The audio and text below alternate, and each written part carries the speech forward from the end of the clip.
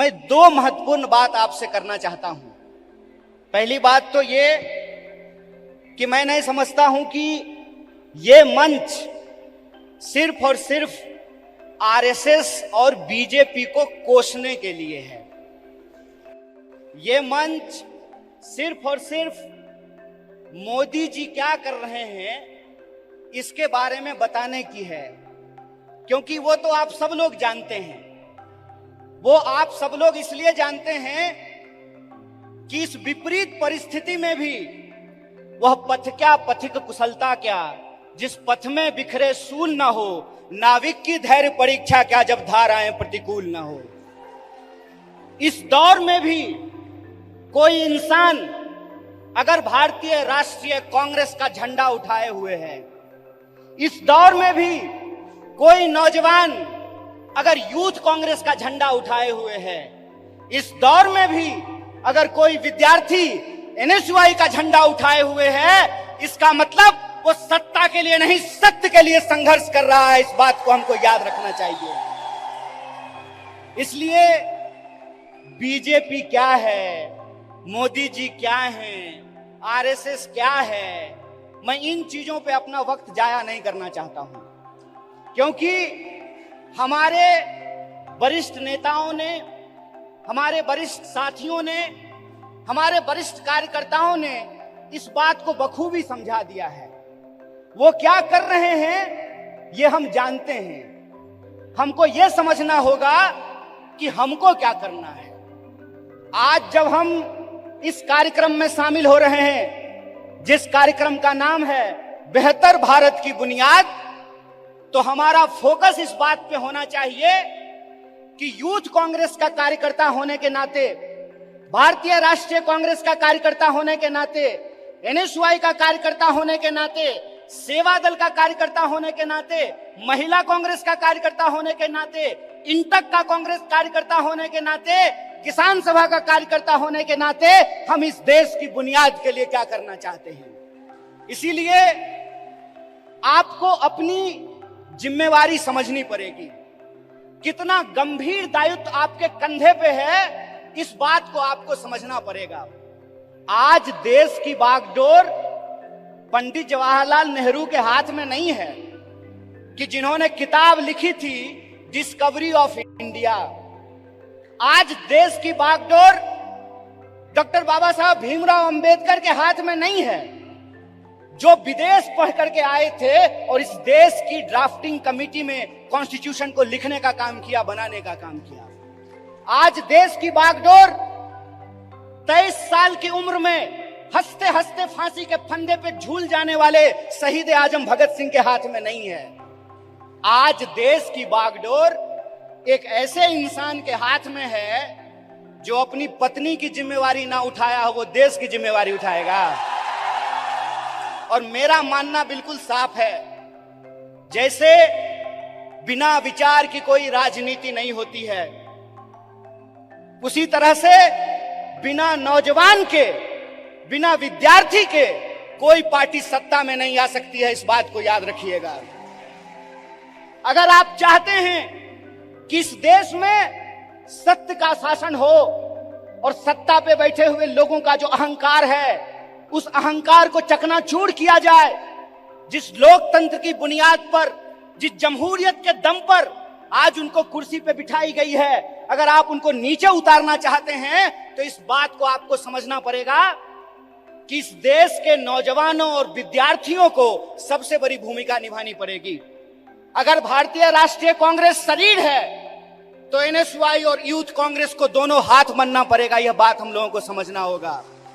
जब तक इस देश का फर्स्ट टाइम वोटर, जिसके मैसेज में, जिसके स्नैपचैट पे, जिसके इंस्टाग्राम में, जिसके व्हाट्सएप पे झूठ परोस करके, मिस इंफॉर्मेशन परोस करके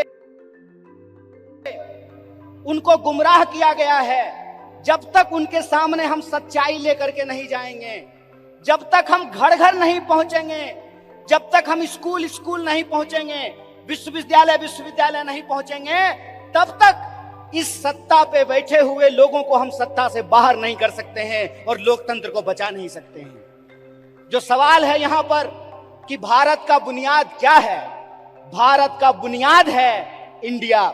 यह बात हम लोगों को समझना पड़ेगा। भारत का बुनियाद है इंडिया, और वो जो इंडिया है वो इंडिया एक सोच है, और वो सोच को हमको एक एक कार्यकर्ता को अपने व्यवहार में लेकर के आना पड़ेगा। गीता में भी लिखा हुआ है कि कर्म करो, फल की चिंता मत करो। आज आप यूथ कांग्रेस के कार्यकर्ता हैं, एनएसयूआई के कार्यकर्ता हैं, आपको कर्म करने की जरूरत है। और हमारा कर्म क्या है? हमारा कर्म है अपने विचार पर चलना। और हमारा विचार क्या है? हमारा विचार है इस देश का संविधान, संविधान की प्रस्तावना। और प्रस्तावना कहता है हम भारत के लोग भारत को प्रभुत्व संपन्न, समाजवादी, धर्मनिरपेक्ष और लोकतांत्रिक गणराज्य बना करके रखना चाहते हैं। इसीलिए जब ये विचारधारा हमारे पास है, इस देश को आजादी दिलाने का इतिहास हमारे पास है, और आज के वक्त में हमको गर्व से यह बात कहना चाहिए कि हम मल्लिकार्जुन खड़गे के सिपाही हैं।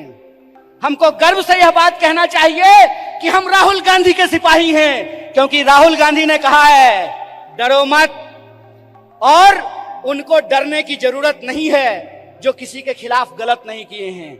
उनको डरने की जरूरत नहीं है जो झूठ बोलते हैं। जो झूठ बोलते हैं वो डरें, जो सत्य पर चलते हैं उनको डरने की जरूरत नहीं है। एक निडर सिपाही की तरह जिस तरह से माननीय राहुल गांधी जी विपक्ष की मुखर आवाज बने हैं, उस आवाज को हमको घर घर पहुंचाना होगा। और इस देश की जो बुनियाद है, भारत की जो बुनियाद है, वो इस देश की संविधान की प्रस्तावना में लिखा हुआ है। उस प्रस्तावना को हमको घर घर लेकर के जाना पड़ेगा। कई बार कार्यकर्ता आकर के हमसे सवाल पूछते हैं कि हमको वैचारिक कार्यकर्ता नहीं मिल रहा है। साहब, गांधीवादी एक तरीका है कि सत्य को किसी गवाही की जरूरत नहीं होती है, और गांधीवादी तरीका यह होता है कि आपको बोलने की जरूरत नहीं है, एक्शन ही आपका कम्युनिकेशन होना चाहिए। आपके एक्शन में वो सारी बातें दिखनी चाहिए। एक बात कहिए कि मैं बहुत महंगा शर्ट पहन करके, मोटा मोटा सोना का सिकड़ी पहन करके, 5 करोड़ का गाड़ी लेकर के आपके पास आऊं और मंच पे खड़ा होकर के गरीबी पे भाषण दूं, आप हम पे भरोसा कीजिएगा? एक्शन ही कम्युनिकेशन होता है। हमको अपने एक्शन को अपना कम्युनिकेशन बनाना पड़ेगा, और हमारा कम्युनिकेशन बिल्कुल साफ है। हमारा कम्युनिकेशन बिल्कुल साफ है कि यह देश सबका था, सबका है और सबका रहेगा। यह हमारा संकल्प है। हमारा संकल्प है कि इस देश में पैदा होने वाला कोई भी व्यक्ति, चाहे उसकी जाति कुछ भी हो, इस देश में पैदा होने वाला कोई भी इंसान, चाहे उसका लिंग कुछ भी हो, इस देश में पैदा होने वाला कोई भी मनुष्य, चाहे उसका धर्म कुछ भी हो, वो इस देश का नागरिक है। और नागरिक होने का मतलब होता है कि राजा का बेटा राजा नहीं बनेगा। लोकतंत्र में वोट से तय होगा कि हमारा शासक कौन बनेगा। और यह जो लोकतंत्र है, यह लोकतंत्र ही भारत की बुनियाद है। यह लोकतंत्र ही भारत की बुनियाद है। और इसी लोकतंत्र को बचाने का काम यूथ कांग्रेस के एक एक कार्यकर्ताओं को करना पड़ेगा। हम जो झंडा अपने कंधे पे लिए हैं, यह झंडा सिर्फ एमपी एमएलए बनने के लिए नहीं है। यह झंडा इस देश की आजादी को बचाने के लिए। इस बात को याद रखिएगा। इस देश में 2 तरह के लोगों के बीच लड़ाइयां हो रही है।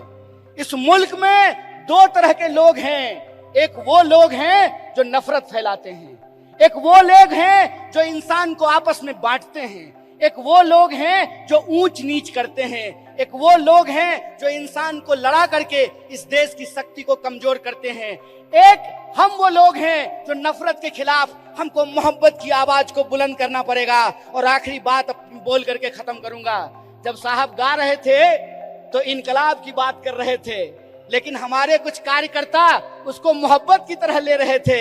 तो आखिरी बात बोल करके खत्म करूंगा कि जो नौजवान इश्क नहीं करता वो इनकलाब भी नहीं कर सकता है। जो इंसान मोहब्बत नहीं कर सकता वो परिवर्तन भी नहीं कर सकता है। हम इश्क करेंगे, नफरत को हराएंगे, संविधान की आवाज को बुलंद करके इनकलाब लेकर के आएंगे, और हम उस रास्ते पर चलेंगे जिस रास्ते पे महात्मा गांधी ने चला और एकता का संदेश दिया। जुड़ेगा नौजवान, जीतेगा इंडिया। इसी आशा और विश्वास के साथ एक बार फिर से यूथ कांग्रेस की पूरी टीम को NSY की तरफ से बधाई देते हुए अपनी बात को खत्म करूंगा।